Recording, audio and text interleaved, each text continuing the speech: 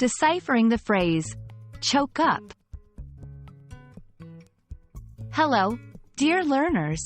Today, we're going to dive into a common English phrase that you might have come across, choke up. By the end of this video, you'll understand its meanings, how to use it in sentences, and the context in which it's most appropriate. Let's get started. First, let's start with the literal meaning. When we say choke, we usually refer to something blocking the throat, making it difficult to breathe or swallow. Up, in this context, implies a movement or direction. However, choke up is rarely used in its literal sense. Instead, it often has a figurative meaning. The phrase, choke up, is commonly used to describe a strong emotional reaction that makes it hard for someone to speak. This emotion can be because of sadness, pride, happiness, or any strong sentiment.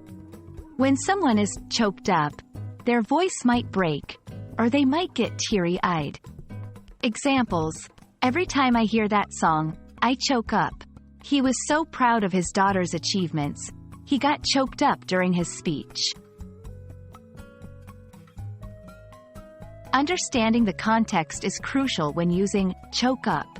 Here are a few scenarios where the phrase is appropriate.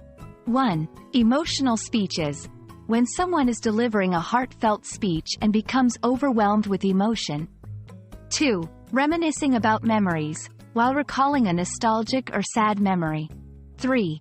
Watching movies or reading books, in moments where the content is particularly touching or moving. There you have it. Now you know that choke up isn't just about physical blockage. It's a phrase filled with emotion and depth.